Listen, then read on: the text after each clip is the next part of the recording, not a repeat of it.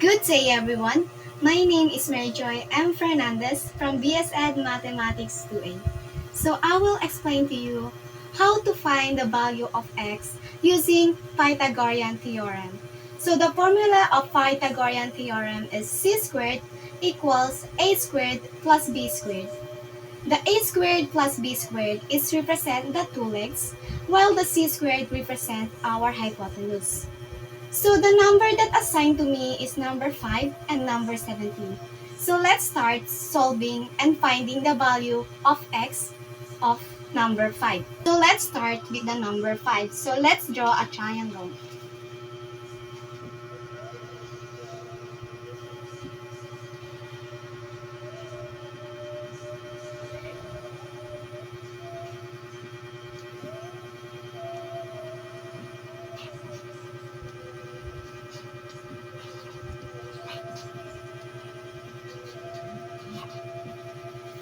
As you can see in the triangle, we need to find the value of x, and this is our right triangle. I mean the right angle, which is 90 degree. So this is the 65, wherein this is the one leg, and this is 72, this is the hypotenuse. So let's start by writing the Pythagorean theorem formula. C squared equals a squared plus b squared. As you can see, our hypotenuse is 72. 72 square root equals a squared is 65 square root plus b squared. So let's assume that b squared is our x. B squared equals transfer 72 square. If we transfer the hypotenuse, which is 72 squared, it will become a minus. Then 65 squared. So let's solve for the b squared. B squared is equal 72 times 72 is equivalent to, when we use the calculator, 72 square root 2, it's 5,184.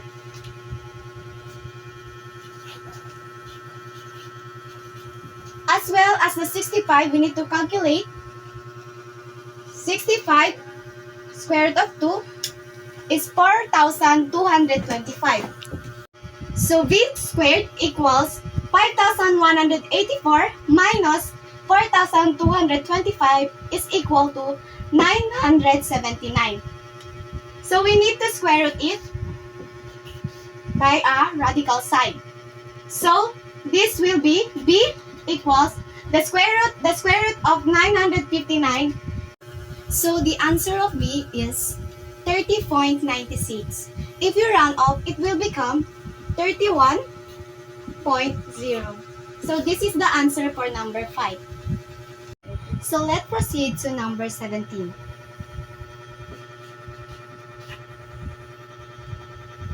Could 8, 12, and 13 represent the length of a triangle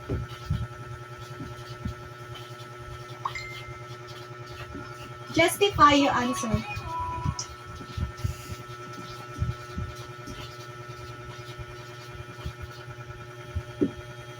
Before we answer the number 17, we should solve first the number 8, 12, and 13. So let's proceed with the number 8. So we draw a triangle.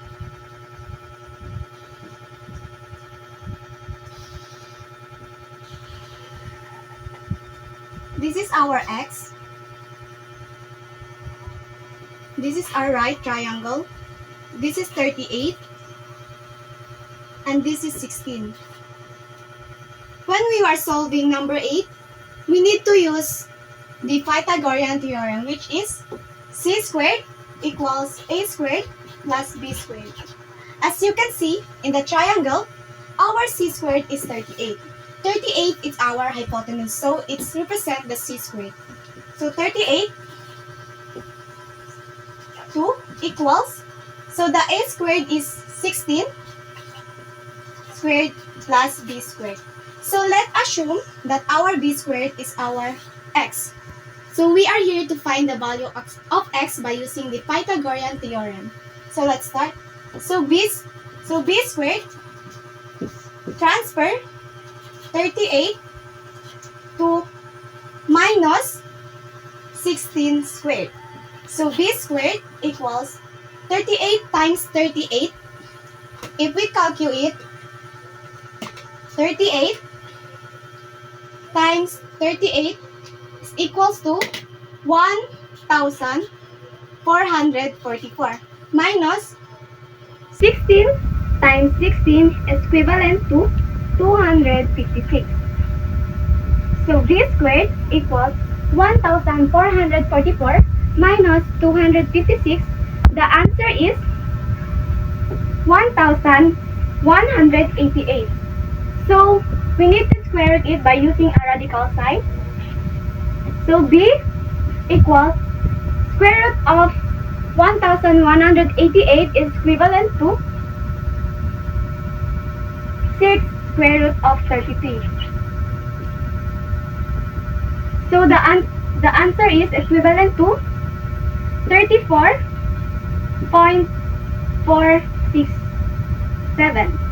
If we round off this to the nearest hundred, it will become 34 point, because the next number is 4, so it will not round off, because if we round off the number, it always starts with 5 and above. So 34.0. So let's proceed to number 12. So the number 12 question is, a 15-foot ladder is 5 feet from a wall. How high on the wall does the ladder touch? So first, we need to draw a triangle, which is represent our equation. So,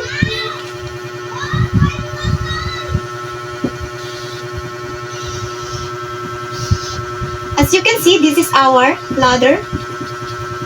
So cute. 15. Then this is our right triangle, which is 90 degrees. So this is 5 and this is x. So we need to find the value of x by using the Pythagorean theorem, which is this: c squared equals a squared plus b squared. But it depends on you if what letter are you going to use. It's either, for example, this is l squared equals, then this is, you will use is i, then plus, then this is e squared. It depends on you. But according to Pythagoras, the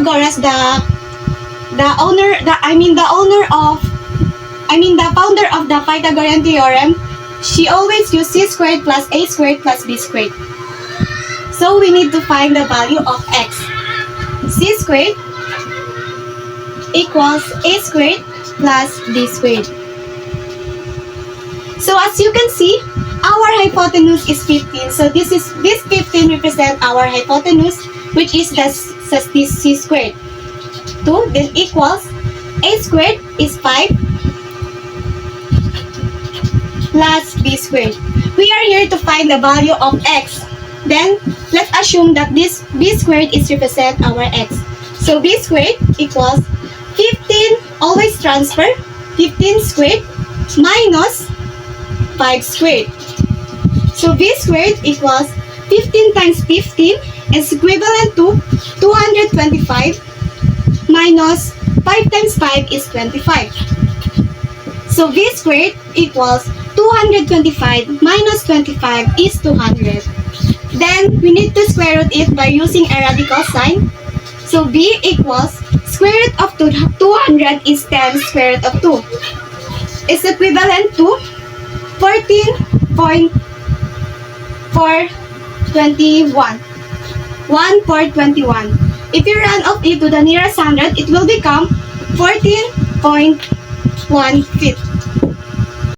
We are not done yet. So, because we are going to solve the number 13. So, number 13,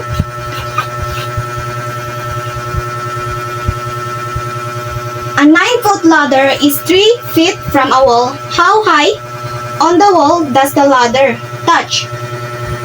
So first, we need to draw a triangle.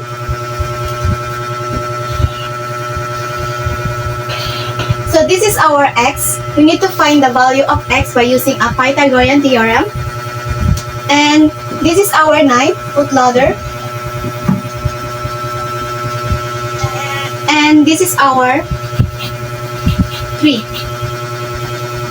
In solving the number 13, always remember the Pythagorean theorem formula.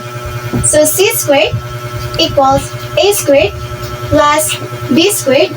So our c squared here is number 9. This is represent our hypotenuse. So 9 squared equals, so our a squared is 3 squared plus b squared. Here we need to assume that our b squared is our x value. So b squared equals 9 squared. Always transfer, it will become minus 3 squared. So b squared equals 9 times 9 is 81. 81 minus 3 times 3 is 9. So b squared equals 81 minus 9 is 72. We need to square root it, so put a radical sign. So b equals square root of 72 is 6 square root of 2, or equivalent to 8.485. If we round off it, it will become 8.5 feet, because this is 4 and the next number is 8, because we need to round off the number if it starts with 5 and above. So 8.5 feet. So let's go back to our number 17 question. Could 8, 12, and 13 represent the length of a triangle? Justify your answer. No. Since the Pythagorean theorem relationship is not true for this length, they cannot be the side lengths of a right triangle. As you can see, this is our proof. So the answer is no. I hope you enjoy watching. See you next time. This is Mary Joy M. Fernandez from BSED Mathematics 2A.